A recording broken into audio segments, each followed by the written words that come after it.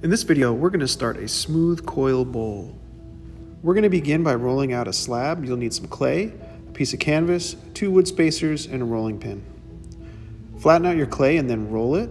Halfway through, you're going to turn it and roll it again. Make sure that your rolling pin stays on your spacers to keep it nice and even.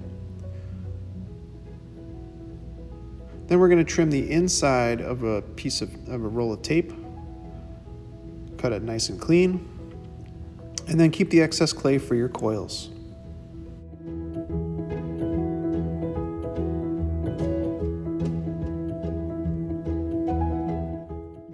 To begin your first coil, squeeze your clay into a sausage shape and begin rolling it. Give it a little twist to prevent it from getting flat. And as you push down, space your hands apart in order to spread the clay out. To gauge how thick you want your coil, your thumb and your pinky are your best measurement. You don't want it to be thicker than your thumb or thinner than your pinky. If you see little cracks start to form, spread a little water in order to spread them out. Now to attach our coil, we're going to first score our slab. So we're taking our fork and marking it up to give it some grip. We're going to test fit our first coil, trim it to size, and then we're going to also score the coil as well. This is really important to make sure that our base coil is firmly attached and doesn't fall off under the weight of all the coils that will be on the top. Now that both pieces are scored, we're going to slip them by spreading a little water and creating a little bit of mud.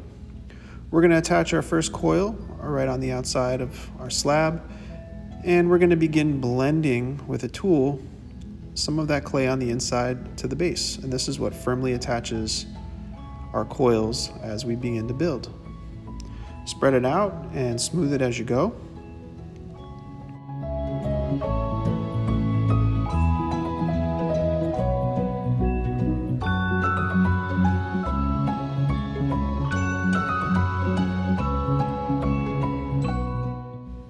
Now we're ready to add our second coil. We're going to trim it to size, placing it slightly on the outside perimeter of the first coil so that the bowl starts to flare outwards. If we do it the opposite way and put it on the inside, it will flare inwards. If we put it directly on top, it'll just stay straight.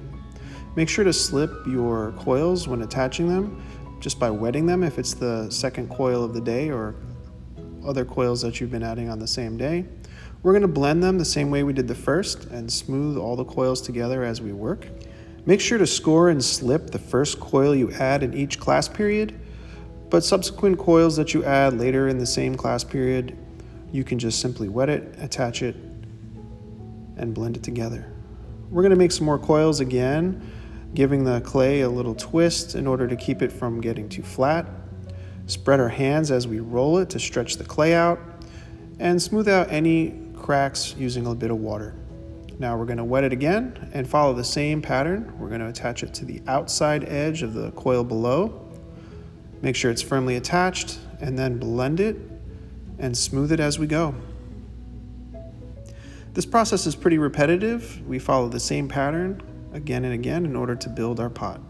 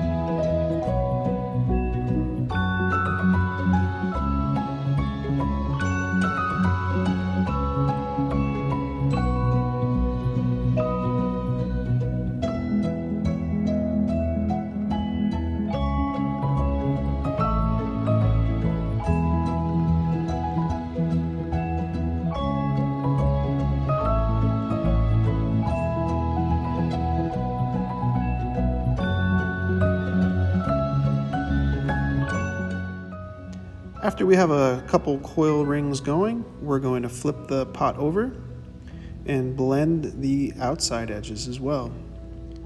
This is going to make sure that all the coils are firmly attached and make sure that our bowl is structurally strong.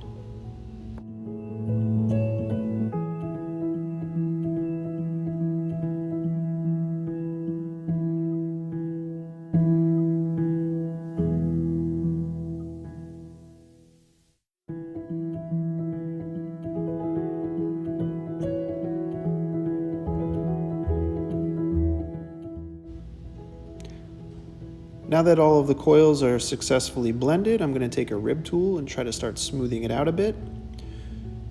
And as the clay dries and becomes a little stiffer, then we can provide a little bit more of a cleanup. But for now, we're just going to clean it as best we can as the clay is soft. And once the clay gets a little stiffer, we'll begin to add some more coils to the top.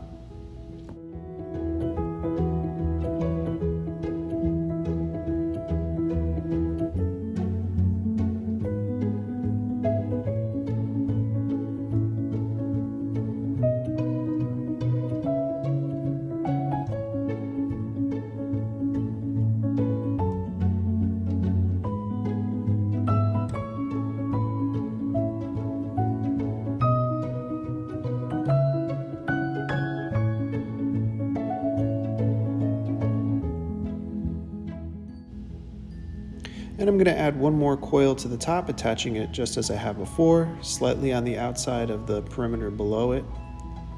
And make sure that it's firmly attached by slipping it and then blending the coil in. In the next session, I'm going to show you how to continue this process and begin adding a decorative coil to the top before we smooth it out and clean everything up.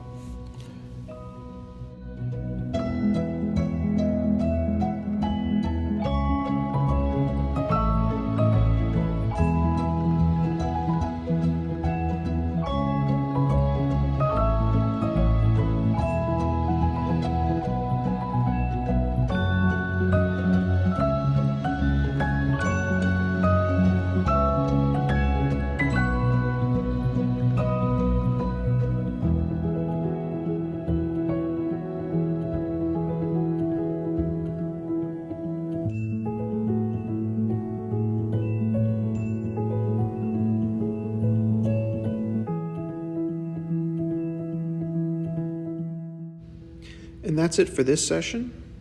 Thank you for watching.